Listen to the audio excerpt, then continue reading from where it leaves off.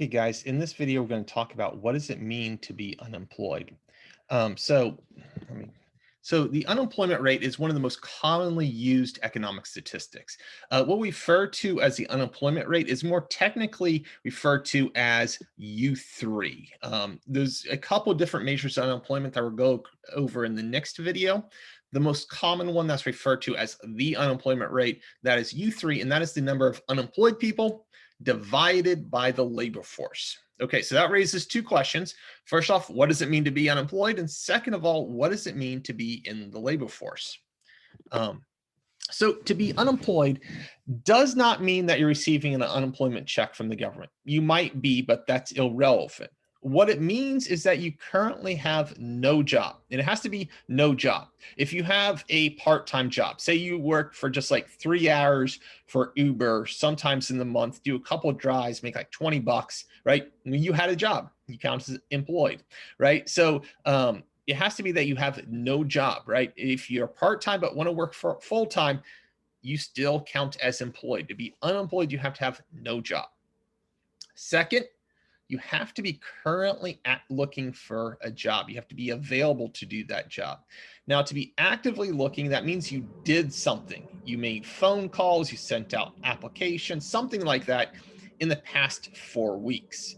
If 6 weeks ago you sent out a bunch of applications and then you sat by the phone hoping that you got a call, well, you didn't actively do anything in the past 4 weeks. So again, you don't count as being unemployed, right? So to be unemployed, you have to have those two characteristics. You have no job, you are actively looking for a job. So you can see the unemployment rate over time here. Let me bring up my laser. You can see that generally, very rarely, if we look at how low that it gets, that generally is stayed above 5%, occasionally got close to 4%, but generally stayed above 5%.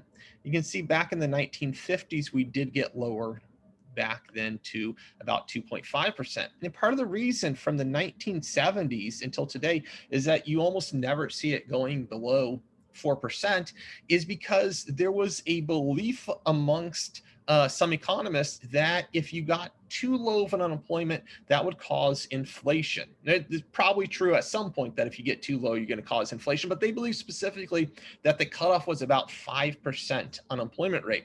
And so the Federal Reserve was intentionally trying to keep the unemployment rate above 5% to prevent inflation. We had a couple times here in the late 2000s that the unemployment rate, we allowed it to go down to 3.2%. And surprise, it did not cause the feared inflation. But you can keep in mind that 4% is considered good unemployment rate, right?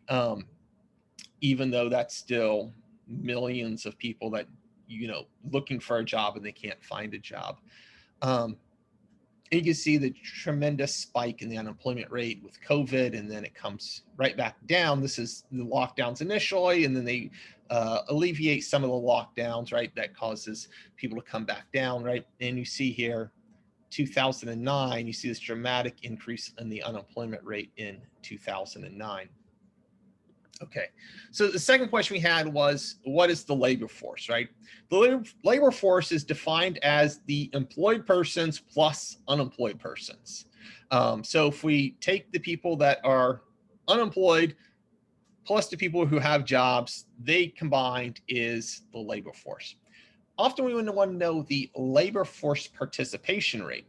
Of all the people that hypothetically could be members of the labor force, what percentage of them are actually in the labor force? So the labor force participation rate is our labor force divided by the civilian non-institutionalized population over the age of 16, right? So civilian means we don't count the military in this.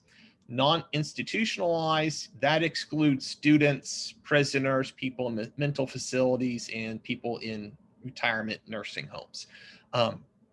Okay, so that is the labor force participation rate. If I go on to the next slide here, we can see the labor force participation rate over time, right? And we can see that back in the 1950s, labor force participation rate generally stayed between 58 and 60%. That swings at 2% was the business cycle, affecting male employment for the most part. But there wasn't much variation there. Then from the 1960s to the 1990s, we see a steady increase in the labor force participation rate as women leave being in the home to go work in the workplace.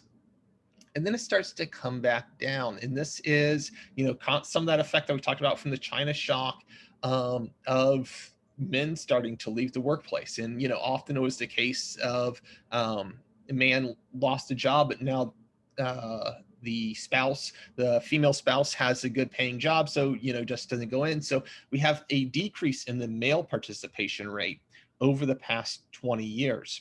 A big part of that was, you see, in 2009, when we looked at the unemployment rate went up in 2009, but then when the recession ended, it started to come back down.